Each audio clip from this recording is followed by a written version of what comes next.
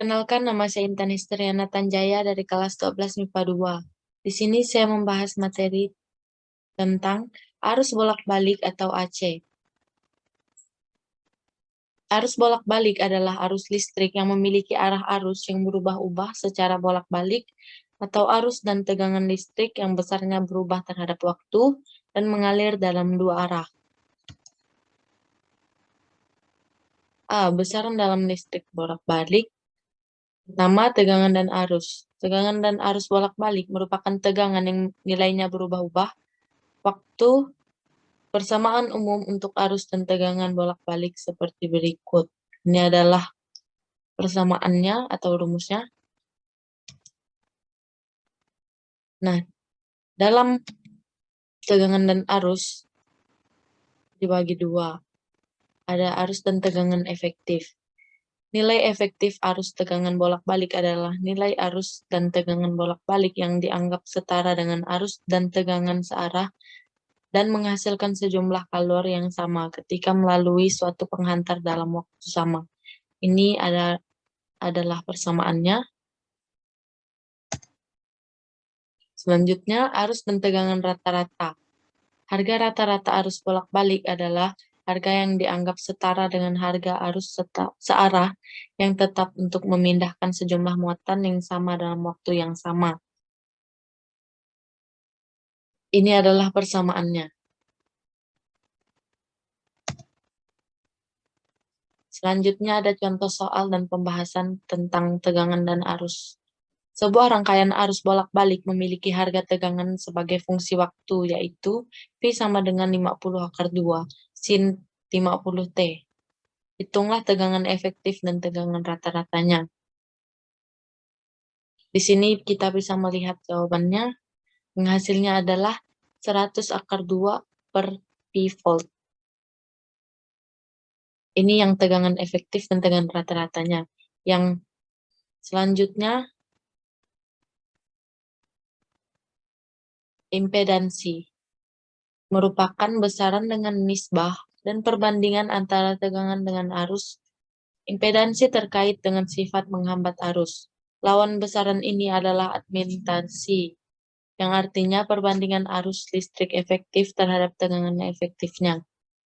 Di sini ada rumusnya, Z sama dengan V per I.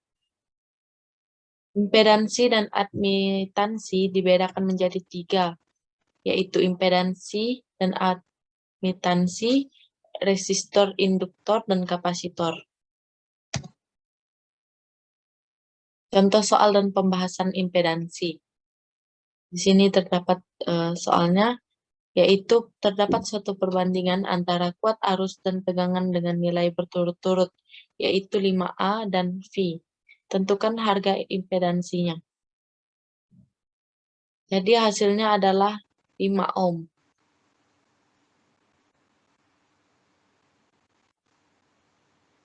Selanjutnya, bagian B. Rangkaian listrik bolak-balik. 1. Rangkaian murni dan kombinasi. Rangkaian resistif. Resistor adalah komponen pasif yang hanya dapat mendisipasi energi. Bentuk disipasi energi tersebut berupa energi kalor. Rumusnya yaitu V sama dengan V max omega T. Sebelahnya terdapat diagram dan grafiknya. B. Rangkaian induktif. Merupakan rangkaian yang terdiri atas sebuah induktor L yang dihubungkan dengan sumber tegangan AC. Hambatan pada rangkaian induktor yang dilalui arus bolak-balik didefinisikan sebagai reaktansi induktif yang dirumuskan sebagai berikut. XL sama dengan omega L. Ini adalah keterangannya. Dan di sebelahnya terdapat diagramnya dan grafiknya. Selanjutnya, rangkaian kapasitif. Merupakan komponen yang dapat menyimpan muatan listrik dalam waktu sementara atau rangkaian yang terdiri atas kapasitor C yang dihubungkan dengan sumber tegangan AC. Hambatan pada rangkaian kapasitor yang dilalui arus bolak-balik didefinisikan sebagai reaktansi kapasitif dan dirumuskan sebagai berikut. XC sama dengan 1 per omega C. Ini ada diagram dan grafiknya. Selanjutnya, D. Rangkaian seri antara R dan L. Rangkaian seri RL merupakan resistor dan induktor yang dirangkai secara seri dengan menghubungkannya ke sumber tegangan AC. Ini terdapat ilustrasinya. Jika VR menyatakan tegangan pada ujung-ujung hambatan, VL menyatakan tegangan pada ujung-ujung induktor, maka dalam rangkaian ini nilai VR sefase dengan arus listrik, sedangkan VL mendahului arus sebesar 90 derajat, sehingga besarnya tegangan V dapat dicari dengan menjumlahkan VR dan VL secara vektor atau fasor, yaitu V sama dengan akar VR pangkat 2 tambah VL pangkat 2. Hambatan dalam rangkaian AC yang disebut impedansi dilambangkan Z dan ditulis Z sama dengan akar R kuadrat tambah XL kuadrat. Besarnya pergeseran fase antara arus dan tegangan dinyatakan sebagai berikut. Ini adalah persamaannya atau rumusnya. Selanjutnya, rangkaian seri antara R dan C. Sebuah rangkaian seri di hambatan dan kapasitor yang dihubungkan dengan sumber tegangan AC sebesar V yang disebut rangkaian seri RC. Di sini adalah ilustrasinya. Apabila VR menyatakan tegangan pada ujung-ujung hambatan VC menyatakan tegangan pada ujung induktor, maka dalam rangkaian ini VR sefase dengan arus listrik. Sedangkan VC tertinggal arus sebesar 90 derajat. Sehingga besarnya tegangan V dapat dicari dengan menjumlahkan VR dan VC secara vektor, yaitu V sama dengan akar VR kuadrat tambah VC kuadrat. Besarnya impedansi dilambangkan Z dan ditulis Z sama dengan akar R kuadrat tambah XC kuadrat. Besarnya pergeseran fase antara arus dan tegangan dinyatakan sebagai berikut.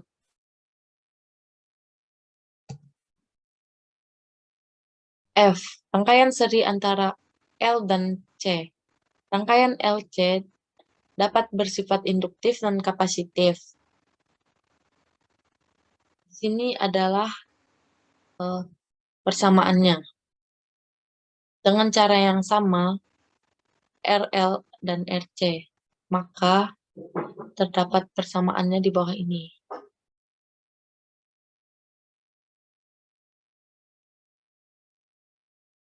Selanjutnya, rangkaian seri RLC merupakan rangkaian baik yang dihubungkan dengan paralel ataupun secara seri. Namun rangkaian tersebut harus terdiri dari kapasitor, induktor, dan resistor. Di bawah ini adalah ilustrasinya. Besarnya tegangan jepit pada rangkaian seri RLC dapat dicari dengan menjumlahkan fasor dari FR, VL, dan VC menjadi sebagai berikut. Ini adalah rumusnya. Besarnya impedansi rangkaian RCL yang disusun seri dinyatakan Z sama dengan akar R kuadrat tambah XL kurang XC kuadrat. Tegangan mendahului arus dengan beda sudut fase 0 yang besarnya dinyatakan dengan persamaan berikut.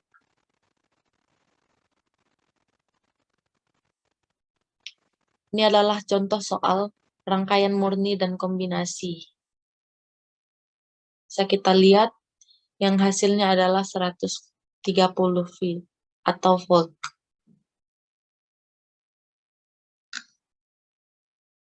Bagian kedua, rangkaian resonansi, yang merupakan rangkaian seri RCL yang mengikuti suatu keadaan tertentu. Rangkaian ini terjadi jika impedansi rangkaian bernilai real atau komponen bernilai 0. Keadaan ini menyatakan bahwa nilai Z sama dengan R, besar reaktansi induktif dan kapasitif sama XL sama dengan XC. Tinjau impedansi total pada rangkaian seri RCL. Impedansi total rangkaian resonansi sebesar, ini adalah persamaannya atau rumusnya, besarnya frekuensi resonansi rangkaian adalah, ini adalah persamaannya, dan kemudian frekuensi sudut rangkaian resonansi ditunjukkan oleh persamaan berikut. Selanjutnya, daya pada rangkaian bolak-balik. Definisi daya sesaat atau semu yang mengalir pada rangkaian arus bolak-balik dirumuskan sama dengan definisi daya pada listrik searah, yaitu perkalian antara tegangan efektif dengan arus efektif yang melaluinya. Kemudian dirumuskan seperti rumus yang ada tertera di bawah ini. Dan di sini terdapat keterangannya. Berdasarkan diagram fasor daya, daya rangkaian listrik bolak-balik dapat dirumuskan seperti di bawah ini.